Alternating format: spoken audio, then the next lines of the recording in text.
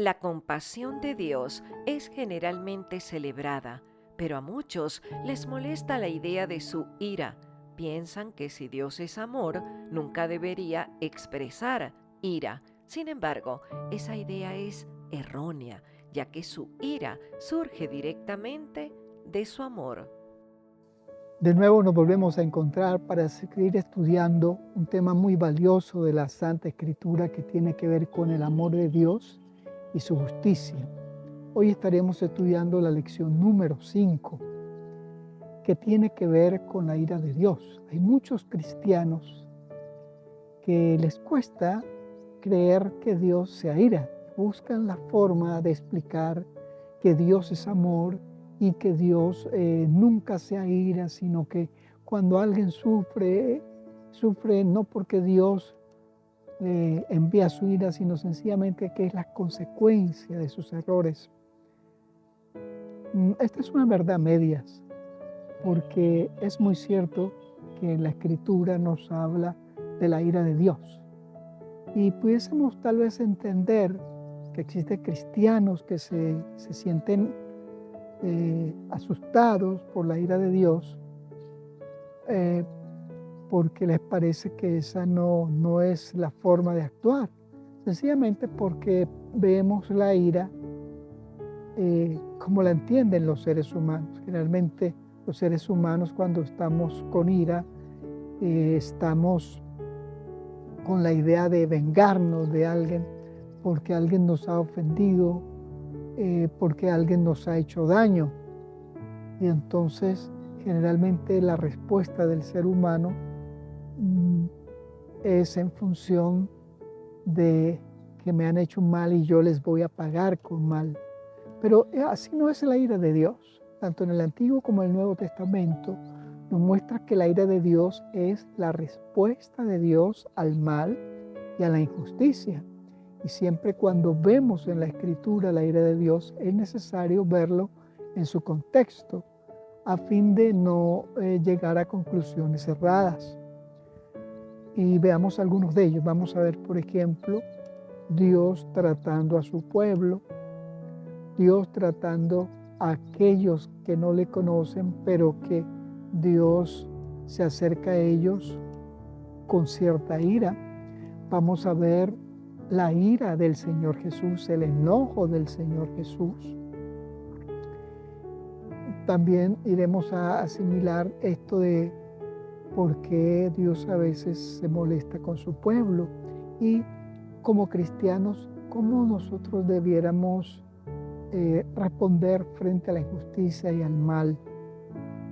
Bueno, pero empecemos con la primera parte, Dios y su pueblo. En el Salmo 78, que por cierto es el segundo salmo más extenso de la Escritura después del Salmo 119, en este salmo que fue escrito por Asaf, Asaf quiere recordarle a sus oyentes o a los que habrán de cantar este salmo, que recuerden cuando Dios sacó a sus antepasados de Egipto, cuando hizo el éxodo, cuando los llevó por 40 años peregrinando por el desierto. ¿Cuántas veces ese pueblo fue rebelde y Dios tuvo que castigarle? Pero no le castigó por venganza, sino con el propósito de hacer que ellos vieran la misericordia de Dios y ellos se sintieran obligados a arrepentirse y a obedecerle de nuevo a Dios, porque Israel había entrado en un pacto con Dios. Y entonces en este salmo nosotros vemos un circuito de la conducta del pueblo de Dios. Y era que era en 5 pasos. El pueblo se rebelaba, entonces Dios se retiraba, esa era la segunda. La tercera, a causa de que Dios se retiraba, los enemigos venían y oprimían al pueblo de Dios. Y entonces ahora el siguiente paso es que ellos clamaban. Israel clamaba. Entonces cuando clamaba, Dios les respondía y los liberaba. Y otra vez volvía a ocurrir lo mismo. Se rebelaban contra Dios, Dios se retiraba, venían los enemigos, entonces Israel clamaba y Dios volvía y los liberaba. En ese salmo, yo le voy a invitar que usted con calma lo lea, el Salmo 78, pero hay una parte interesante. Vamos a leer los versos 32 en adelante hasta el 39. Dice, con todo esto, hablando de la rebeldía del pueblo, volvieron a pecar y no dieron crédito a sus maravillas. Verso 33 dice, por tanto hizo acabar sus días como un soplo y sus años en tribulación. Verso 34 dice, si los hacía morir, entonces buscaban a Dios, entonces se volvían a Dios, entonces se volvían solícitos en busca suya y se acordaban de que Dios era su refugio, que Él es el Dios altísimo, que era su redentor. Verso 36 dice, pero lo halagaban con su boca y con su lengua le mentían, pues en sus corazones no eran rectos con Él, ni permanecieron firmes en su pacto. Y este es un verso maravilloso. Verso 38 dice, pero Él, misericordioso, perdonaba la maldad y no los destruía, apartó muchas veces su ira y no despertó todo su enojo. Se acordó de que eran carne, soplo que va y no vuelve. En estos versos podemos ver ese ciclo de rebelión. Dios se aleja de ellos, los enemigos los oprimen, ellos en medio de la angustia claman y Dios vuelve y los libera.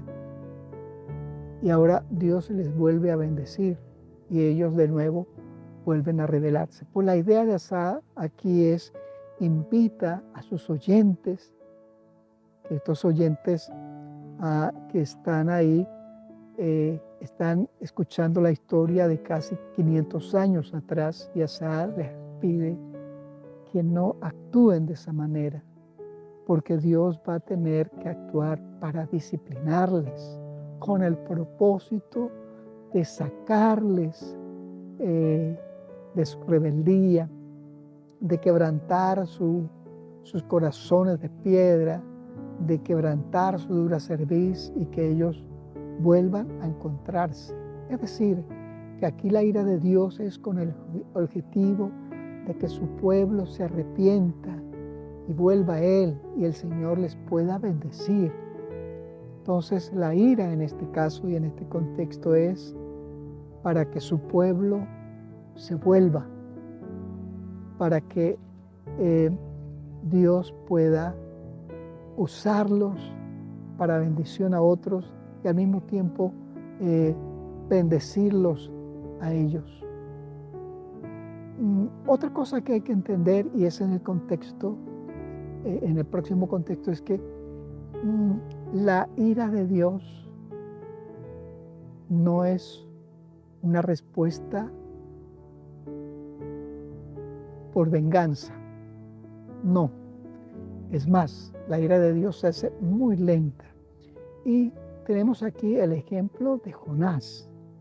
Dios le pide a Jonás que vaya y predique a los ninivitas, porque su maldad, la maldad de los ninivitas es tan grande que Dios va a castigar a esta ciudad.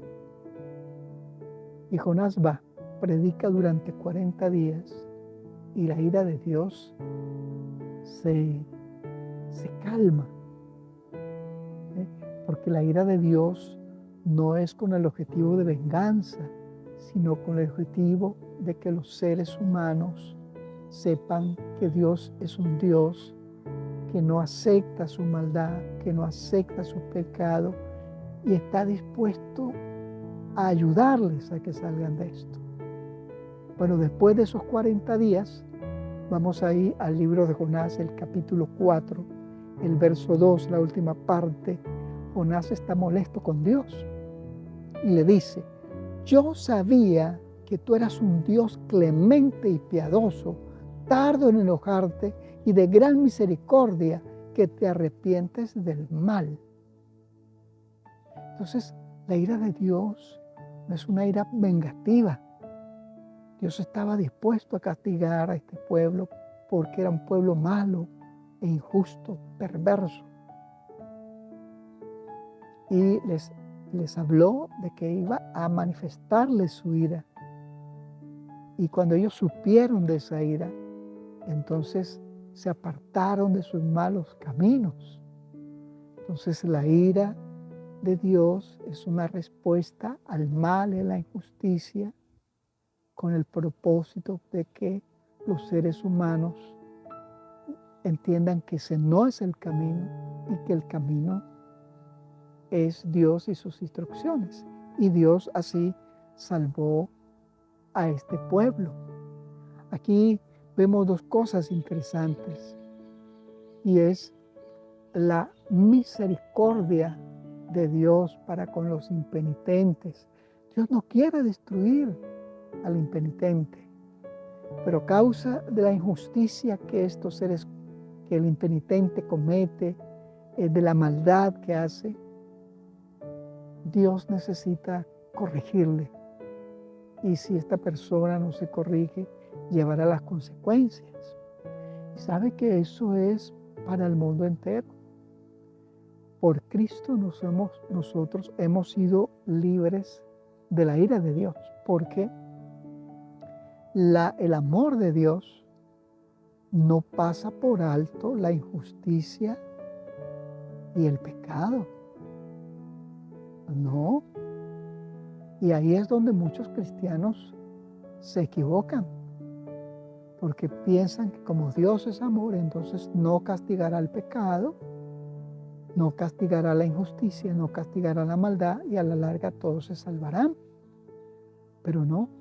Cuando Cristo murió en la cruz, Dios colocó sobre él la ira,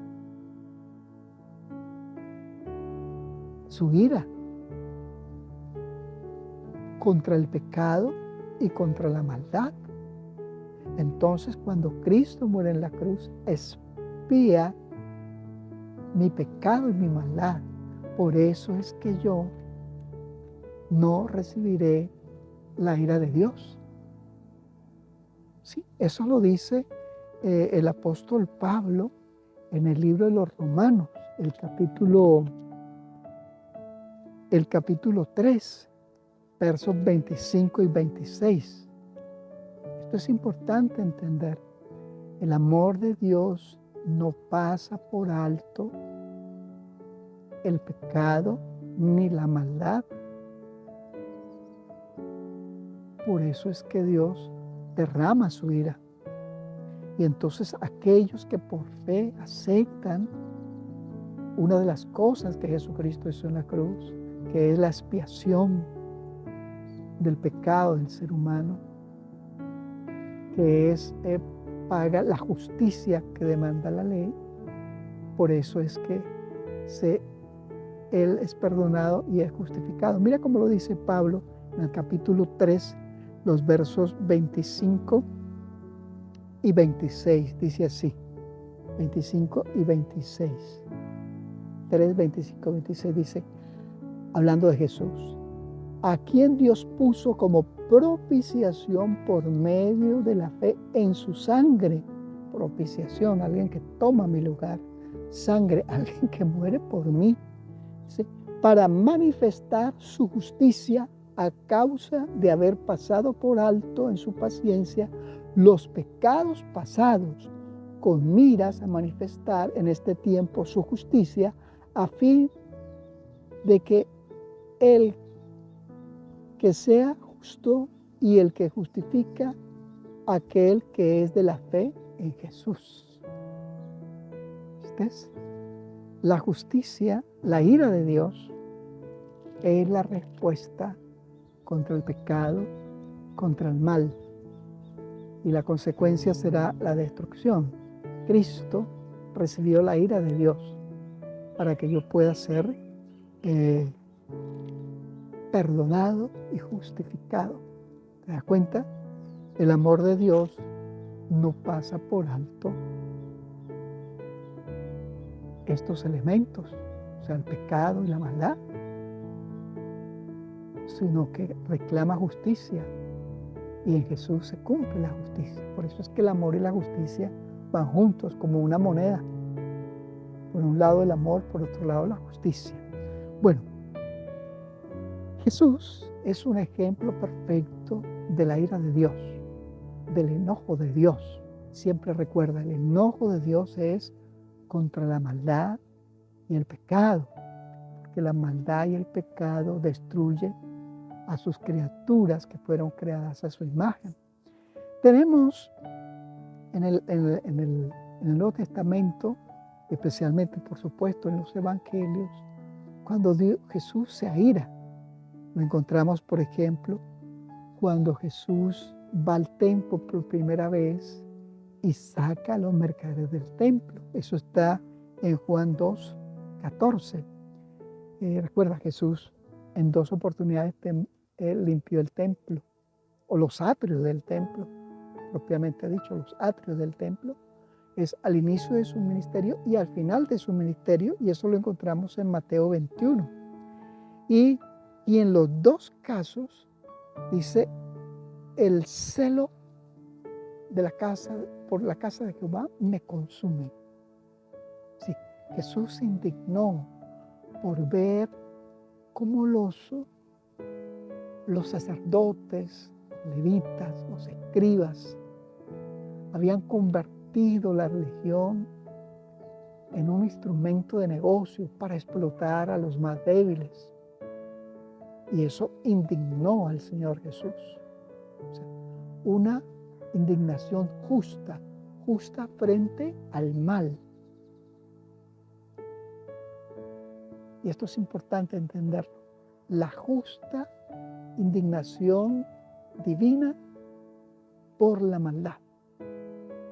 Entonces, la ira de Dios en estos casos no es más que otra muestra de su amor para librar a aquellos que sufren en manos de sus explotadores, en este caso de los fieles que iban al templo comprando sus corderos, comprando sus palomas, y esta gente perversa, mercantilistas, los vendían a precios exorbitantes, y estos mercaderes se les permitía estar allí, pero ellos debían pagar por estar ahí, y le pagaban a los sacerdotes y a los fariseos.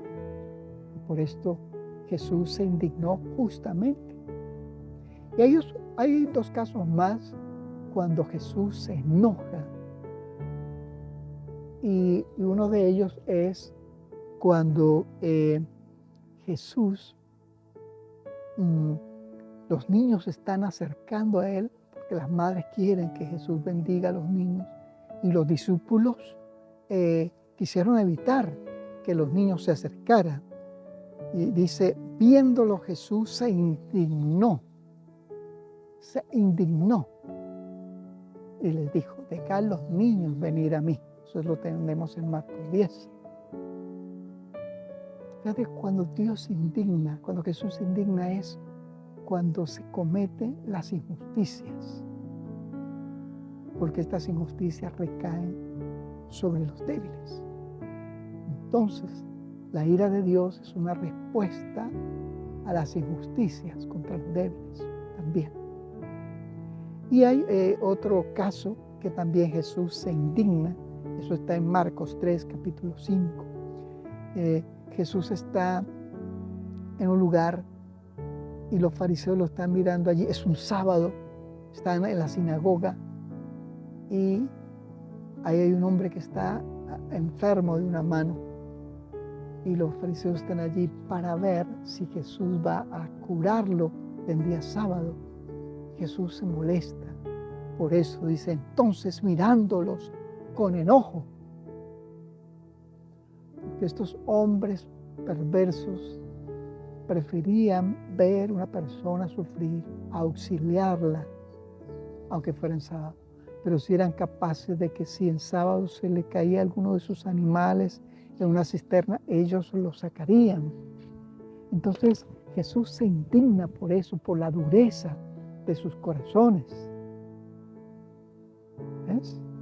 Entonces, claro que la justicia de Dios es necesaria para que el hombre entienda que lo está haciendo mal, para que el hombre entienda, para que el ser humano entienda que el pecado no puede conciliarse con la santidad. Y por eso es la ira de Dios. Y la ira tiene el objetivo de que los seres humanos nos arrepintamos y vayamos a ponernos en cuentas con Dios. También nos muestra que la ira de Dios contra su pueblo ocurre o se manifiesta cuando Dios se aleja de su pueblo. Ahí, por ejemplo, en Esdras, el capítulo 5, Esdras recuerda que Dios se alejó de su pueblo Judá porque ellos se habían alejado de él, habían tomado dioses ajenos y Dios los dejó a manos de los babilonios. Entonces ahí en Esdras capítulo 5, verso 12 dice, Dios los entregó. Así también se manifiesta la ira de Dios, pero los entregó con el propósito de que cuando ellos experimentaran la ira de Dios, el que Dios se haya alejado de ellos, ellos decidieran regresar a Dios. Y entonces allí en el profeta Jeremías, en Lamentaciones, nos habla de esa ira de Dios, cuando Él se aleja, pero ¿cuál es el propósito? Veámoslo allí en Lamentaciones 3, versos 32 y 33, dice, antes bien, si afligir, también se compadece según su gran misericordia, pues no se complace en afligir e entristecer a los hijos de los hombres. Dios no es que se goza en castigar a su pueblo, pero lo hace con el objetivo de que nosotros podamos reaccionar. Si hubiera otra manera, Dios lo haría, pero no hay otra cuando se trata de los seres humanos que somos necios contra Dios. Entonces recuerda, la ira de Dios es su reacción contra el mal y las injusticias. De repente entonces uno cristiano pudiese pensar, bueno, ¿cómo entonces debo yo reaccionar cuando se me trata injustamente? ¿Deberé hacerlo de la misma manera? Y yo le voy a invitar que busquemos lo que Pablo responde a esa pregunta. Y con esto vamos a terminar. ¿Cómo deberíamos hacer cuando alguien nos trata, a los cristianos, con injusticia, con maldad? Pablo, en el capítulo 12 de los Romanos, el verso 17 al 21, dice así. Yo le voy a pedir que luego con mucha calma usted lo lea. Dice, no paguéis a nadie mal por mal, procurad lo bueno delante de todos los hombres. Si es posible, en cuanto dependa de vosotros, estad en paz con todos los hombres. Verso 19 dice, no os venguéis vosotros mismos, amados míos, sino dejad lugar a la ira de Dios, porque escrito está, mía es la venganza, yo pagaré, dice el Señor. Verso 20. Así que si tu enemigo tiene hambre, dale de comer. Si tiene sed, dale de beber. Pues haciendo esto, harás que le arda la cara de vergüenza. No seas vencido de lo malo, sino vence con el bien el mal. Aquí está contestada esa pregunta. ¿Cómo debemos actuar los cristianos con aquellos que nos tratan injustamente? Querido hermano y amigo,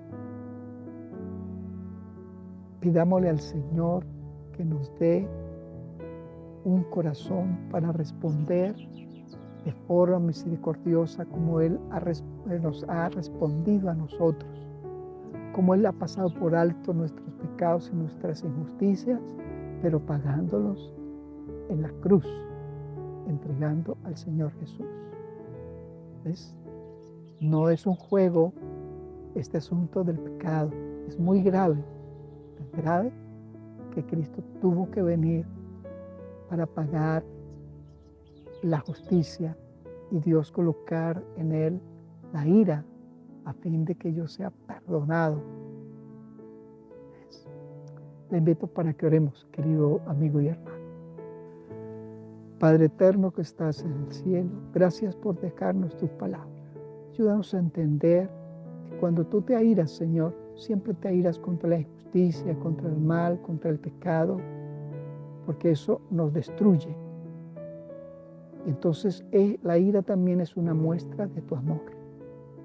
Ayúdanos a entender que tú no pasarás por alto el pecado, la injusticia ni el mal, y que has colocado tu ira sobre el Señor Jesucristo para que por su muerte nosotros podamos ser libres de la ira, perdonados y justificados por lo que el Señor logró en la cruz. Lo agradecemos en nuestro Señor Jesucristo. Amén. Queridos amigos y hermanos, si Dios lo permite, nos veremos la próxima semana.